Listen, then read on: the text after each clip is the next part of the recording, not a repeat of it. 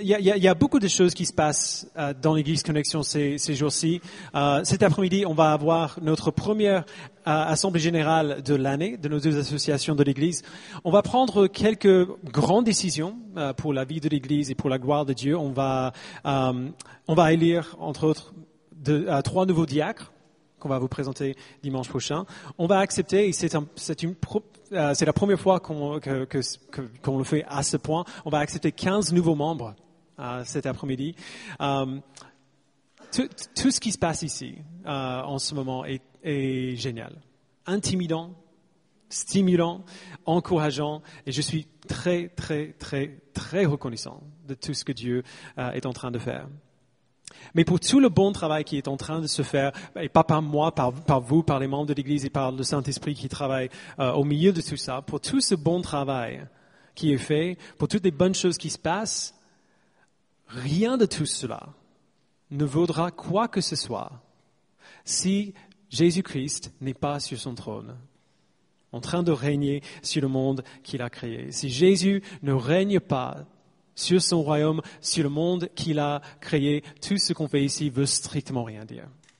Quand on parle de Jésus qui est assis sur le trône, il y a des chants même où on reprend ça et on dit que Jésus est assis sur le trône et qui règne aujourd'hui.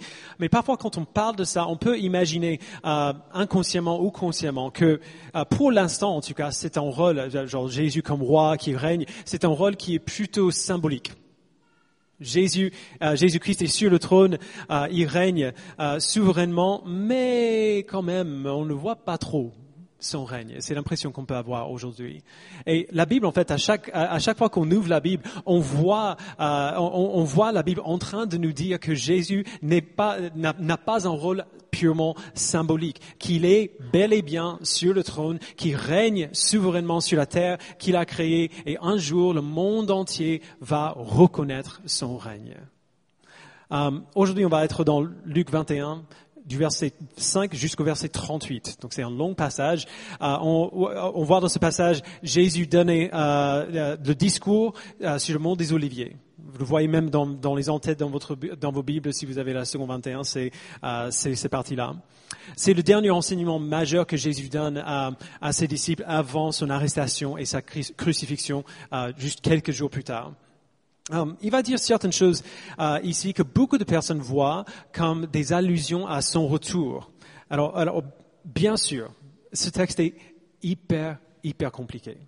C'est un des textes les plus débattus dans des milieux théologiques.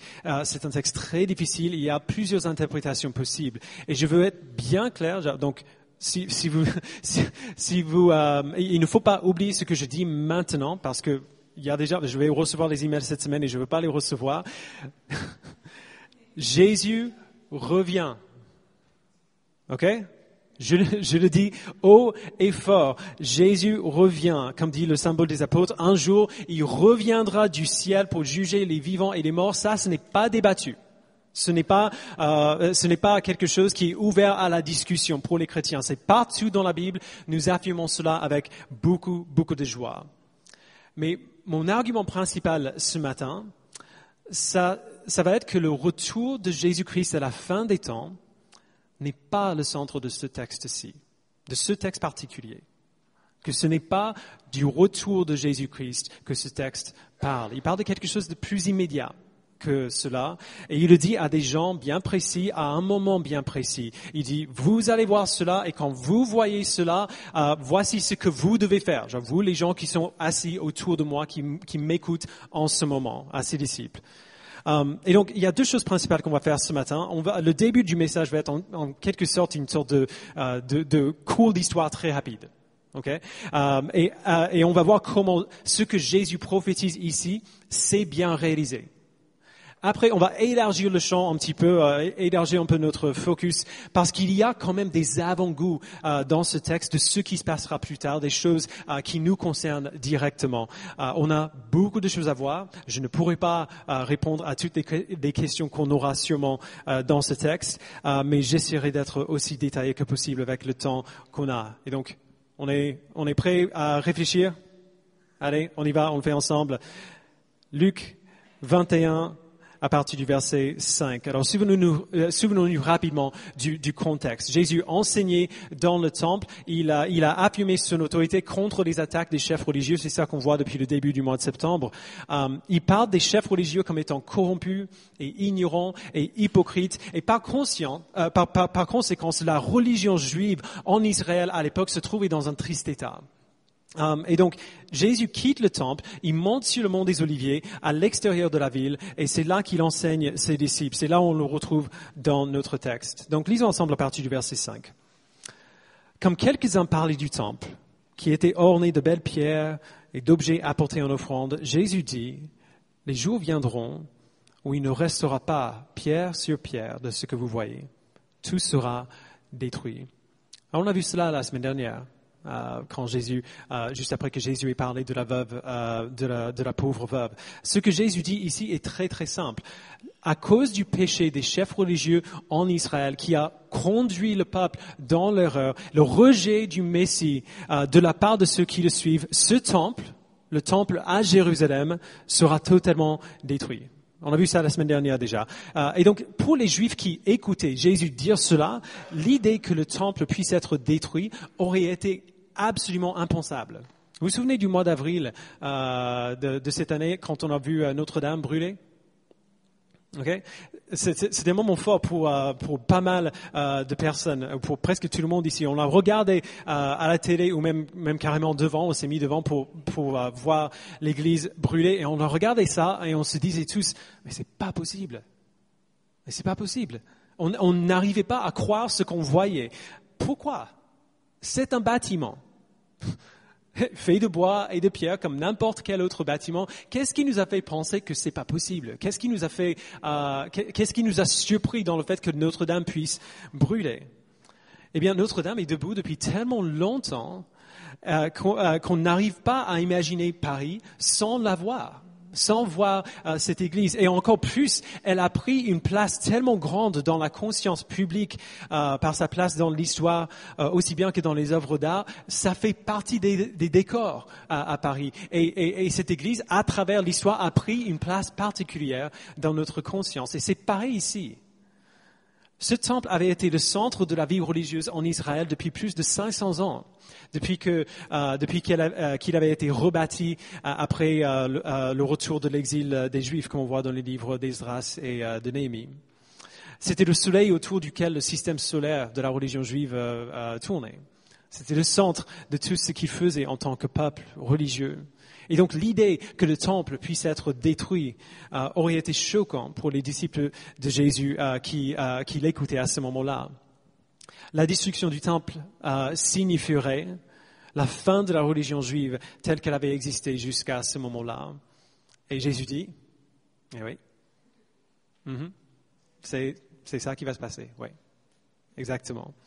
Donc les disciples posent la seule question logique qu'ils pourraient poser à ce moment-là. Quand?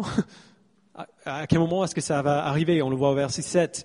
Ils lui demandèrent, « Maître, quand donc cela arrivera-t-il et à quel signe reconnaîtra-t-on que ces événements vont se produire ?» Okay, donc ils demandent à Jésus, quand est-ce que ça va se passer et comment est-ce qu'on va savoir que ça arrive?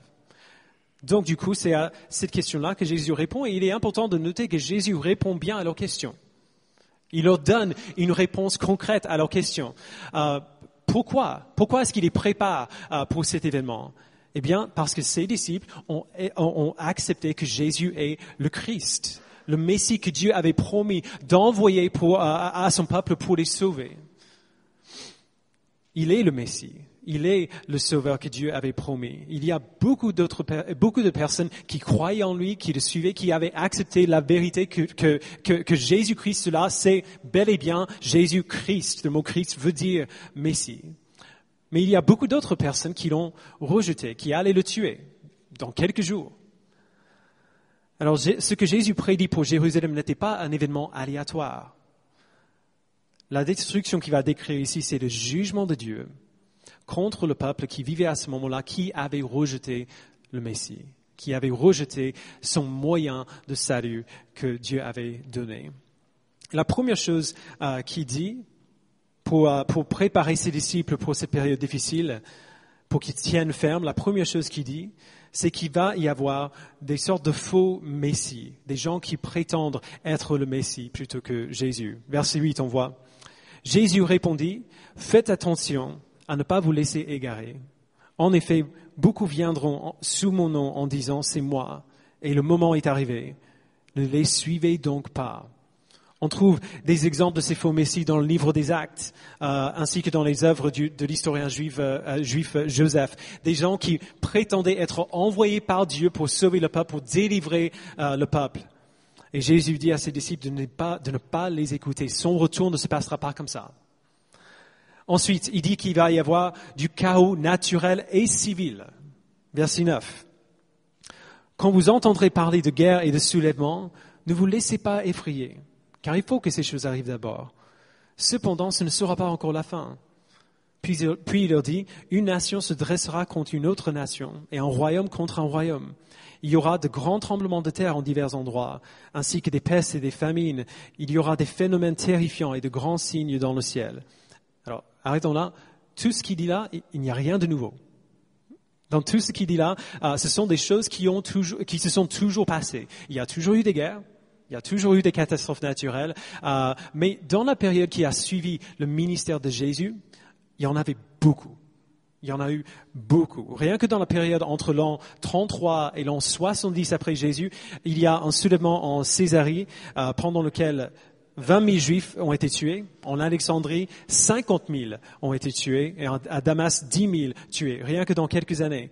Il y a une famine qui est décrite dans Acte 11, verset 28, qui a eu lieu en l'an 44. Et 3 autres famines qui l'ont suivi dans les décennies après. Un tremblement de terre en l'an 60 a totalement rasé 3 villes entières en un coup. Pour ce qui est des phénomènes terrifiants et de grands signes dans le ciel, il y a une comète qui est apparue pendant le règne de l'empereur Néron autour de l'an 60. Et la comète de Halley est apparue pour la première fois en l'an 66.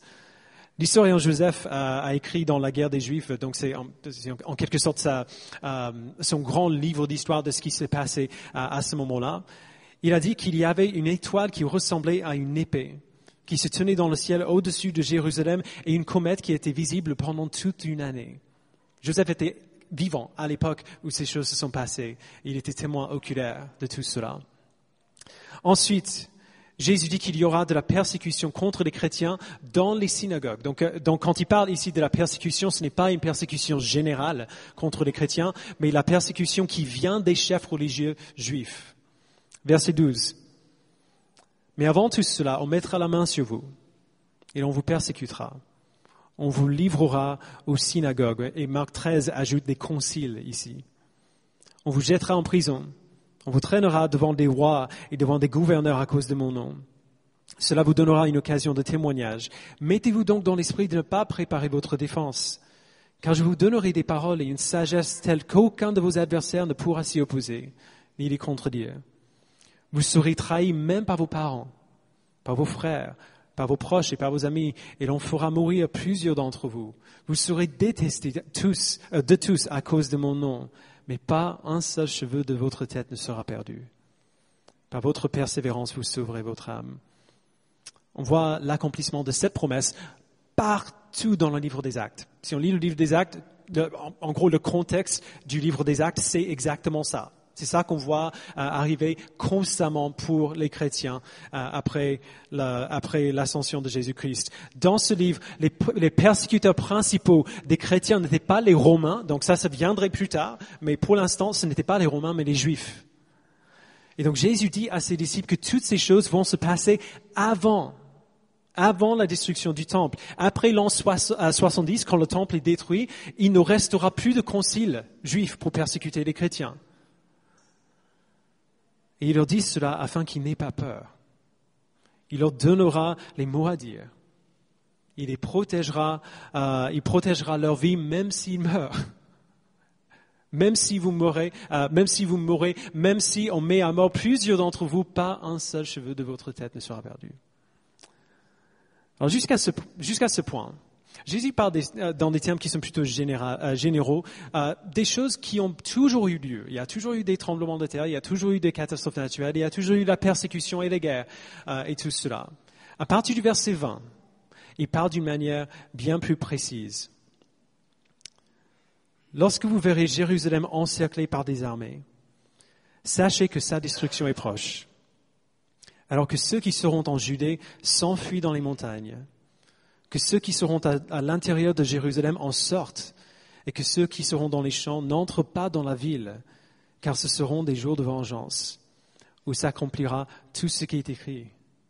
Malheur aux femmes qui seront enceintes et à celles qui allaiteront durant ces jours-là, car il y aura une grande détresse dans le pays et de la colère contre ce peuple. Ils tomberont sur le tranchant de l'épée. Ils seront amenés prisonniers dans toutes les nations et Jérusalem sera piétinée par des non-juifs jusqu'à ce que la période accordée aux nations prenne fin. Alors Jésus dit essentiellement, tout ce qui est écrit concernant le jugement d'Israël, le jugement de Dieu sur Israël, il y a beaucoup de prophéties dans l'Ancien Testament qui prédisent cela. Tout ce qui est écrit concernant le jugement de Dieu contre ce peuple s'accomplira de cette manière. S'accomplira comme ça. C'est ainsi que le jugement de Dieu, les jours de vengeance, viendra sur tout le peuple de Dieu qui rejette le Messie que Dieu envoie. Jérusalem sera piétinée par les non-juifs. Et c'est exactement ce qui s'est passé en l'an 60. Au mois de septembre, Jérusalem est tombée sous l'assaut de l'Empire romain. Donc Joseph, l'historien juif, il était témoin oculaire de ces événements. Il a écrit un récit très, très détaillé, plus de 200 pages, sur tout ce qui s'est passé à ce moment-là. En l'an 66 déjà, la guerre s'est éclatée entre les Juifs et les Romains. Les tensions entre les deux nations qu'on voit dans cet évangile depuis le début sont arrivées enfin au point de l'explosion. Rome a détruit toutes les forteresses juives en Israël, les plus importantes, et Jérusalem, c'était le dernier. C'était le dernier point d'assaut nécessaire, le cible de leur fureur. Donc Sam Storms résume Joseph. Des multitudes de brigands, de zélotes et de meurtriers sont arrivés dans la ville pour y chercher du refuge. La ville était sans loi, sans ordre, le chaos et l'anarchie y régnaient. La ville était divisée en camps qui s'attaquaient les uns les autres. Lors d'un incident, plus de 12 000 des nobles et des citoyens importants de la ville ont été torturés et tués par les zélotes. Ceux qui essayaient de s'y échapper étaient égorgés, leur corps laissé dans la rue pour y pourrir.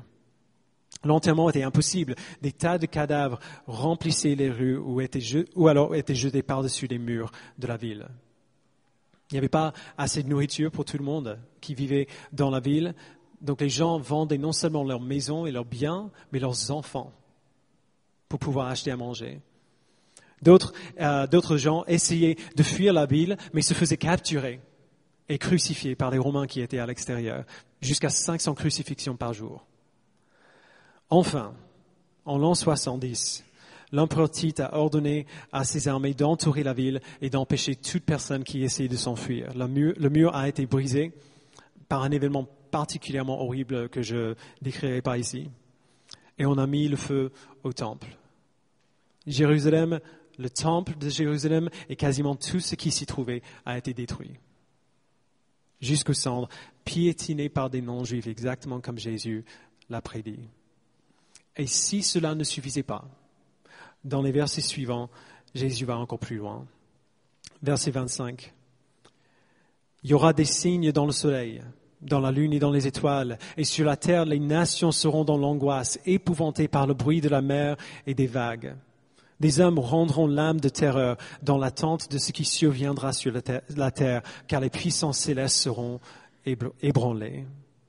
Alors, juste arrêtons là une seconde. On voit pas beaucoup ça à Paris, mais vous avez déjà été à New York, à Times Square.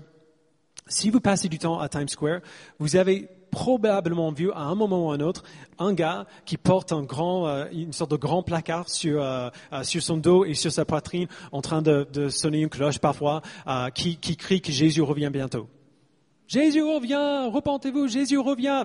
C'est quelque chose qu'on voit assez souvent à New York. Et la preuve qu'il donne pour montrer que Jésus revient bientôt est collée partout sur le placard qu'il porte. Il colle des articles de journaux qu'il a découpés. Le niveau de la mer monte à cause du réchauffement climatique. Les nations sont dans le chaos. Une éclipse dans le ciel il y a 2 ans. Il y a eu une éclipse dans le ciel il y a 2 ans.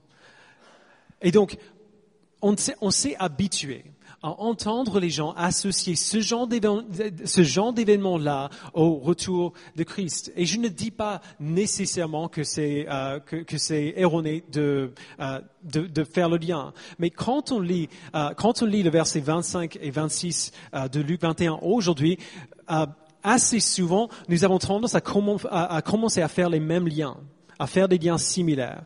On a tendance à lire ce texte à travers des lunettes du 21e siècle. Okay? Parce qu'on s'est habitué à entendre que quand on voit ces choses, Jésus revient bientôt. Mais ce n'est pas exactement comme cela que les disciples l'auraient entendu. On voit ce que Jésus dit à ses disciples et on présume qu'il parle littéralement des signes qui nous montrera que le retour de Christ est là, mais même si c'est difficile pour nous de le voir, ce n'est probablement pas comme cela que les disciples qui écoutaient Jésus à ce moment-là auraient compris et entendu ce qu'il dit. Donc Sam Storms l'explique ainsi. Jésus parlait à des gens qui baignaient dans le langage, les images et les concepts de l'Ancien Testament. Depuis leur jeunesse, ils mémorisaient et écoutaient l'Ancien Testament. Ainsi, lorsque Jésus leur parle des choses à venir, il se sert du vocabulaire prophétique de l'Ancien Testament que les disciples auraient immédiatement reconnu. Pour le dire autrement, quand Jésus parle des signes dans le ciel et ses soulèvements sur la terre, il ne dit rien de nouveau. C'est ce même type de langage que les prophètes utilisaient pour parler de la gravité du jugement de Dieu contre des nations particulières. On voit des exemples de cela dans Ésaïe 13, dans Ésaïe 34, dans Ézéchiel 32, quand Dieu prédit son jugement contre Babylone et Égypte et Édom. Il se sert exactement du même langage. C'est un peu comme quand on dit il pleuvait des cordes. Je ne suis pas le seul qui a entendu cette expression, il pleut des cordes aujourd'hui. J'imagine en tout cas que si tu dis cela à quelqu'un, personne ne va comprendre que des cordes tombaient littéralement du ciel. Okay? Ça fait partie de notre langage culturel. C'est une image qui est facile à comprendre, qu'on utilise pour expliquer à quel point il pleuvait fort. Et de même, quand Jésus se sert de ces images de signes dans le ciel des catastrophes naturelles, dans le contexte du jugement de Dieu contre Jérusalem, c'est, pour citer N.T. Wright, simplement la manière ordinaire dont les images juives communiquaient l'ampleur des grands événements sociopolitiques. Donc, jusque-là, on peut trouver une explication. Mais au verset 27, Jésus lâche une bombe. Verset 27. Alors on verra le Fils de l'homme venir sur une nuée avec beaucoup de puissance et de gloire. Le verset 27, c'est le verset le plus difficile de tout ce passage, parce que qu'est-ce que cela peut être sinon le retour de Christ? Qu'est-ce que ça peut bien être? Le Fils de l'homme, on sait, si on a lu l'Évangile, on sait bien, le Fils de l'homme, c'est le titre préféré de Jésus pour parler de lui-même.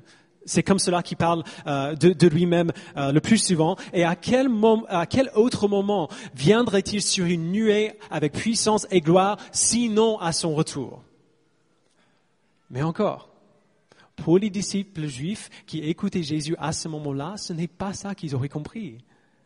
Ces hommes auraient entendu cette phrase, « On verra le Fils de l'homme venir sur une nuée avec beaucoup de puissance et de gloire », et ils se seraient dit, « Mais attends, ça c'est Daniel 7. » Il parle de Daniel 7, là.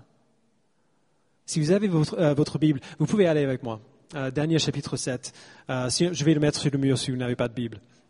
Dans Daniel chapitre 7, Daniel décrit une vision que Daniel a reçue de Dieu. Et cette vision contient un événement très important auquel Jésus fait clairement allusion dans ce texte. Donc regardons ensemble la vision. Daniel 7, verset 9 d'abord.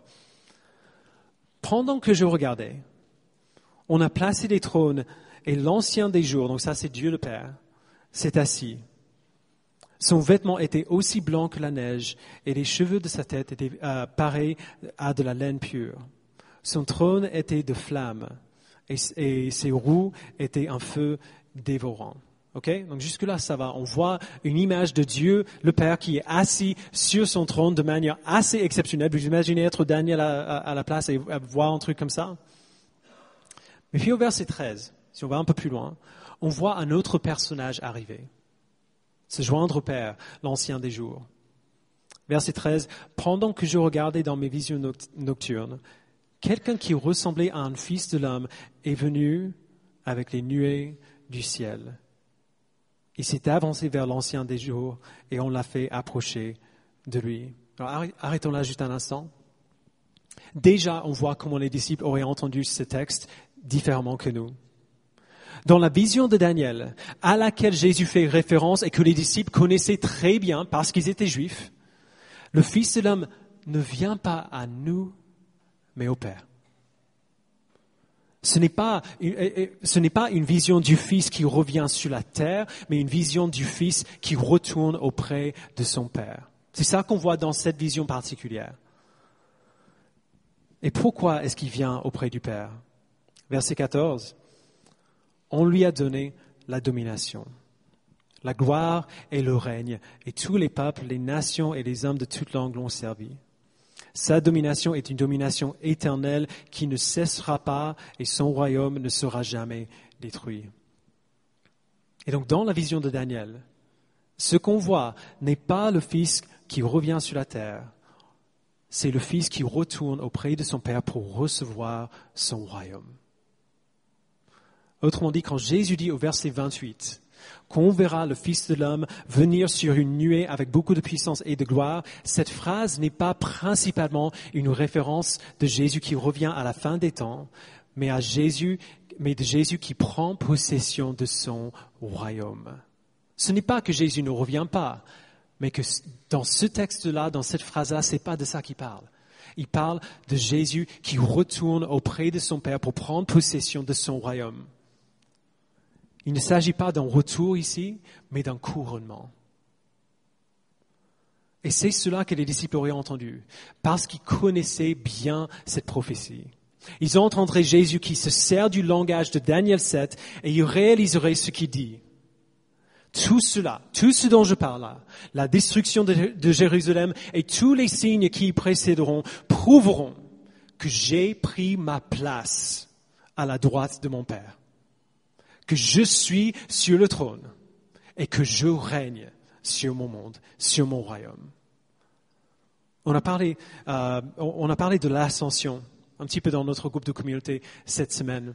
On voit dans Actes chapitre 2, après la résurrection de Jésus-Christ, Jésus retourne auprès de son Père. Il monte dans les ciels, il prend sa place auprès de son Père, il prend sa place sur le trône. C'est ça qu'on voit ici. Jésus-Christ a vécu, il est mort, il est ressuscité, il est monté au ciel, il a pris sa place à la droite du Père où il a reçu son royaume et d'où il règne aujourd'hui sur le monde qu'il a créé comme roi. Si Jésus n'est pas assis sur le trône, tout ce qu'on fait ici n'a aucun sens. Si Jésus ne règne pas comme le roi aujourd'hui, tout ce que nous faisons ne vaut rien. Tous les peuples et toutes les nations de la terre, aujourd'hui, vivent au service de la volonté souveraine de leur roi, qu'ils le sachent ou non. Jésus règne. Le Père a validé l'œuvre accomplie du Fils en apportant le jugement contre ceux qu'il avait rejetés. Et il a fait cela d'une manière que les disciples pourraient voir et reconnaître. Et voir tout cela, reconnaître tout cela, savoir que tout ce qu'ils voient, toutes les choses horribles qu'ils voient avant et pendant la destruction de Jérusalem, c'est la preuve que Jésus-Christ est sur son trône, qui règne avec puissance. Et voir tout cela, reconnaître tout cela, Jésus dit, devrait les remplir de courage. Verset 28. Donc on est dans Luc 21 de nouveau. Verset 28. Quand ces événements commenceront à se produire, redressez-vous et relevez la tête, parce que votre délivrance est proche. Puis il leur dit une parabole, regardez le figuier et tous les autres arbres. Dès qu'ils bourgeonnent, Vous savez de vous-même que déjà l'été est proche. De même, quand vous verrez ces choses arriver, donc il parle des signes qui précèdent la destruction de Jérusalem, sachez que le royaume de Dieu est proche. Je vous le dis en vérité, cette génération ne passera pas avant que tout cela n'arrive. Le ciel et la terre disparaîtront, mais mes paroles ne disparaîtront pas. Est-ce que vous pouvez voir comment le fait d'entendre tout cela de la part de Jésus et puis d'en faire l'expérience directe par la suite, aurait eu un impact profond sur les disciples, ou même à ceux qui allaient recevoir ce livre un peu plus tard. Luc a dit dans le chapitre 1 de cet évangile qu'il écrivait cet évangile pour Théophile, chapitre 1, verset 4, afin que tu reconnaisses la certitude des enseignements que tu as reçus. Ce chapitre fait exactement cela. Il aurait donné au premier lecteur de cet évangile de la certitude concernant les enseignements qu'ils ont reçus. Vous imaginez, Luc a écrit cet évangile 3 ou 4 années seulement avant la chute de Jérusalem. Et il aurait fallu un peu de temps pour qu'il fasse son chemin, pour arriver dans les églises les plus anciennes à l'époque. Et donc, un grand nombre des premières églises qui recevaient une copie de cet évangile venaient de vivre ce qu'ils voient décrit ici. Ils venaient de vivre ce que Jésus décrit là. Ils auraient eu peur. Ils auraient été troublés à ce moment-là. Mais là, en lisant ces paroles, ils ont l'assurance de la part de Jésus-Christ lui-même en disant, non, non, non. Par tout cela, vous pouvez voir que je suis assis sur le trône. Et donc, n'ayez pas peur. Soyez courageux. Le royaume de Dieu est proche. Et donc, sur tout cela, Jésus termine avec une dernière exhortation à ses disciples, verset 34. Faites bien attention à vous-même, de peur que votre cœur ne devienne insensible, au milieu des excès du manger et du boire et des soucis de la vie, et que ce jour ne fonde sur vous à l'improviste. En effet, il s'abattra comme un piège sur tous les habitants de la terre. Restez donc en éveil. Priez en tout temps, afin d'avoir la force d'échapper à tous ces événements à venir et de vous présenter debout devant le Fils de l'homme. Alors, je sais que ça fait beaucoup à digérer d'un coup. Ça fait beaucoup d'informations à encaisser d'un seul coup. Et je sais que j'ai peut-être gêné certains d'entre vous parce qu'on est tellement habitué à penser que ce texte parle du retour de Christ plutôt qu'autre chose. Si c'est comme ça que vous interprétez ce texte, très bien. Ce n'est pas un sujet de première importance ici. Donc on peut ne pas être d'accord sur l'interprétation de ce texte et quand même être des chrétiens fidèles, des frères et sœurs en Christ qui s'aiment et qui s'encouragent et qui s'exhortent et s'aident les uns les autres à grandir dans la foi. Il n'y a aucun souci. Mais quelle que soit notre interprétation de la prophétie de Jésus ici, la question qu'on a besoin de se poser, c'est pourquoi est-ce qu'il dit tout ça? Quel est le but? Qu'est-ce qu'il essaie de faire dans les disciples par tout cela? Quel est le message central de ce texte? Il y a 3 choses que Jésus essaie de faire avec les disciples qui sont devant lui à ce moment-là. Il veut que ses disciples reconnaissent et craignent la grande puissance qu'il a, qui sera manifestée de manière flagrante lors de la destruction de Jérusalem. C'est la première chose. Il veut que les disciples soient reconnaissants de sa miséricorde, parce qu'il leur a donné à eux les signes qu'il leur fallait pour savoir que c'est le moment de partir. C'est le moment de quitter Jérusalem, d'aller dans les montagnes pour ne pas qu'ils subissent la même sort. Donc il veut que ses disciples reconnaissent et craignent sa puissance, il veut qu'ils soient reconnaissants de sa miséricorde et il veut enfin qu'ils soient prêts pour ce jour-là, qu'ils restent éveillés, qu'ils soient courageux et qu'ils persévèrent et qu'ils prient. C'est cela qui dit à ce groupe de disciples qui l'entouraient à ce moment-là, et il faut voir cela. Quand il dit « vous » dans ce chapitre, il ne parle pas à nous directement. Il parle à ses disciples qui sont là, qui l'écoutent à ce moment-là. Il dit « vous allez voir ces choses, et quand vous les voyez, voici ce que vous devez faire. » Une fois que nous avons compris cela, ce qu'il dit à ses disciples, là, sur le mont des Oliviers, on peut commencer à voir ce qu'il nous dit à nous. par la transmission fidèle de cet enseignement par Luc. Parce qu'il y a bel et bien pas mal de choses ici qui se chevauchent un petit peu avec ce que la Bible dit concernant notre avenir à nous. Les événements que Jésus prédit ici nous donnent un avant-goût de plus grands événements, de plus grands jugements et de plus grandes miséricordes qui restent encore à venir aujourd'hui au XXIe siècle.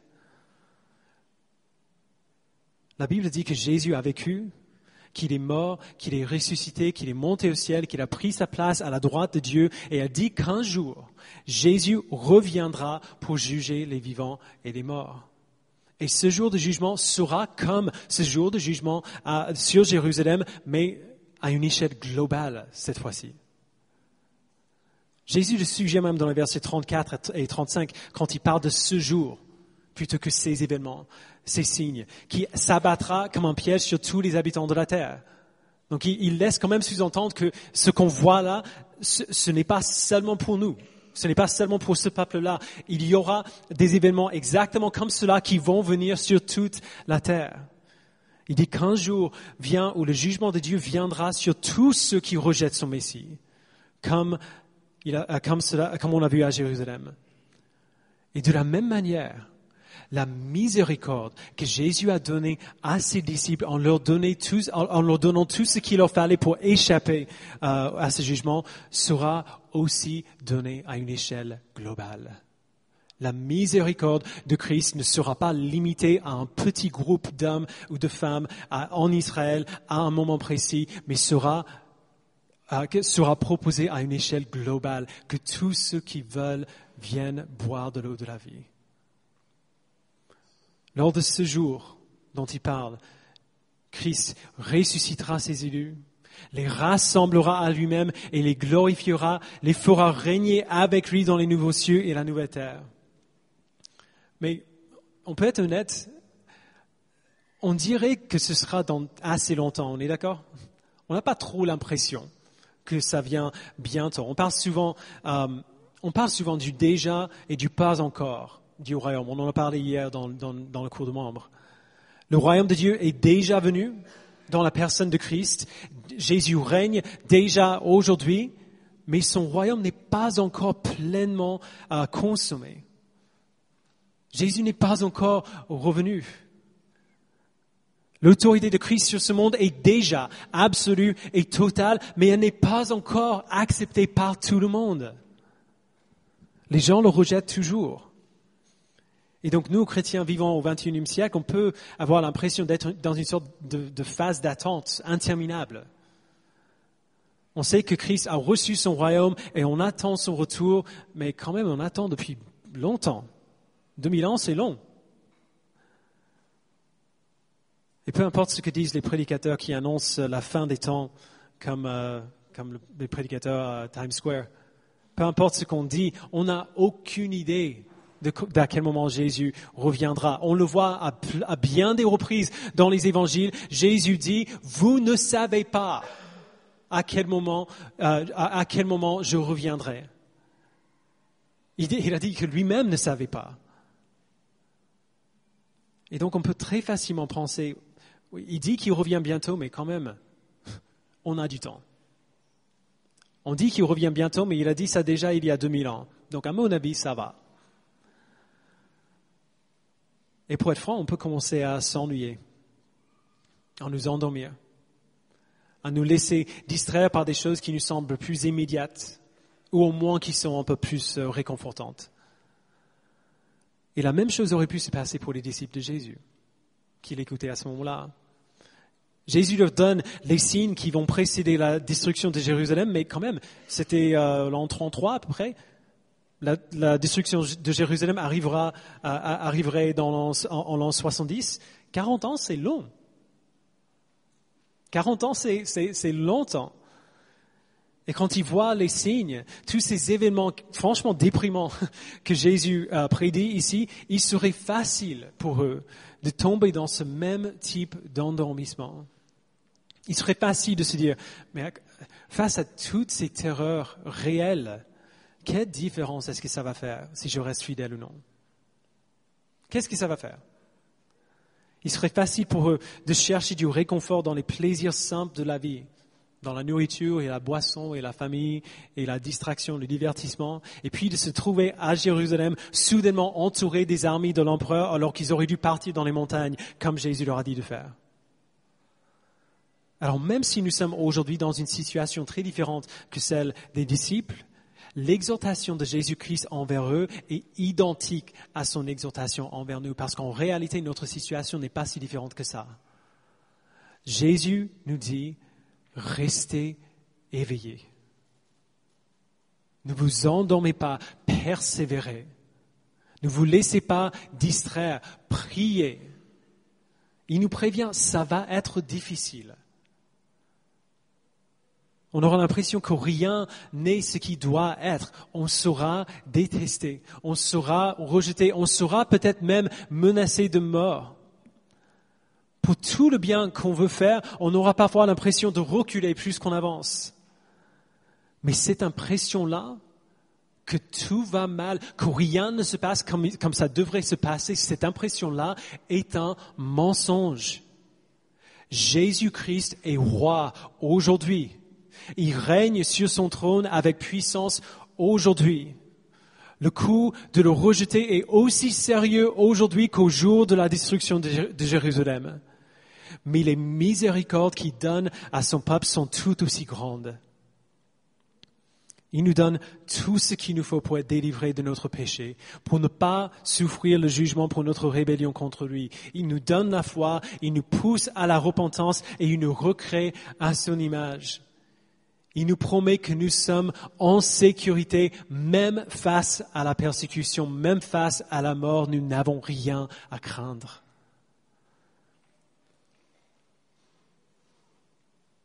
Et donc, frères et sœurs, craignez la grande puissance de Christ.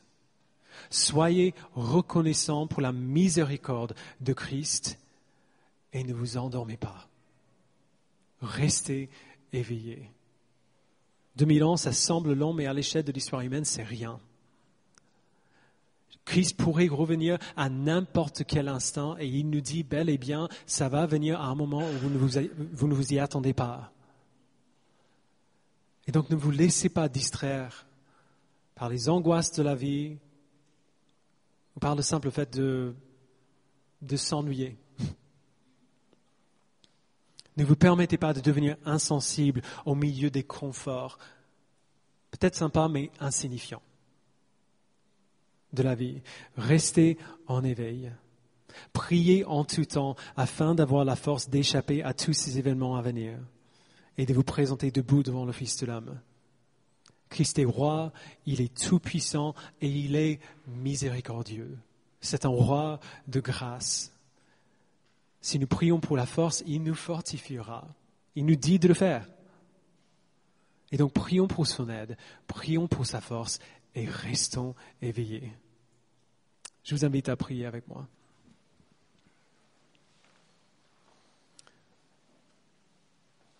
Père, je te remercie pour ton Fils. Je te remercie de m'avoir tellement encouragé par ce texte cette semaine, tout en me déstabilisant pas mal. Il est déstabilisant de réfléchir sur ton jugement. Parce que dans nos esprits limités, humains et pécheurs, on a du mal à croire que le jugement est juste. Mais Père, nous savons très bien que tu es juste. Tu es la justice même. Que tout ce que tu fais est parfaitement juste et saint. Et que tu es aussi glorifié par le jugement que par la grâce. Je prie, Père, que tu nous donnes des cœurs qui sont sensibles à ce que tu nous dis dans ta parole. Que tu nous donnes de ne pas rejeter quelque chose avec lequel nous sommes mal à l'aise si toi tu le dis. Donne-nous, Père, de prendre très au sérieux la gravité du péché qui mérite ton jugement. Et donne-nous de voir très clairement la grâce de ton Fils Jésus-Christ qui est venu, qui a vécu notre vie, qui a subi notre mort et qui est ressuscité pour nous donner la vie. Si nous avons peur de ta justice, de ton jugement, Père, donne-nous de courir vers toi parce que tu es le seul secours que nous avons. Donne-nous de ne pas nous cacher, mais de courir à notre Sauveur. Parce que c'est en lui que nous avons la vie. C'est lui qui a pris notre peine. C'est lui qui a pris notre jugement à notre place. Donne-nous de craindre sa puissance, de respecter l'ampleur de sa puissance et d'être profondément reconnaissant pour la miséricorde que nous avons en Jésus-Christ. Ne nous permets pas, Père, de nous endormir, s'il te plaît. Au nom de Jésus, nous le prions. Amen.